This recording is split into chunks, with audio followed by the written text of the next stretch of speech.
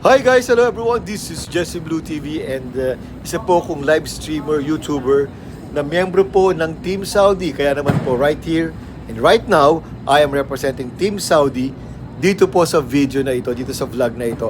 At ito nga guys, nandito ako ngayon sa Tamimi, isa sa pinakamalaking tindahan dito sa Saudi Arabia. At ito po ang aking natagpuan guys, ang mga prutas na talagang hilig-hilig natin kainin sa Pilipinas. Meron tayong pinya, meron tayong papaya, meron tayong manggang hilaw. Ayan guys, sobrang yummy yan. At ito nga po, yung parang mango apple ba kung tawagin yan. So guys, tara na dito sa Tamimi. Sobrang daming mabibiling talaga mga prutas na mula rin sa Pilipinas. So again, this is Jesse Blue TV. Magandang buhay sila. Ito, meron pa tayong nyog guys, yung panggata guys. Go! Jesse Blue TV here. See you around. Bye! Bye guys!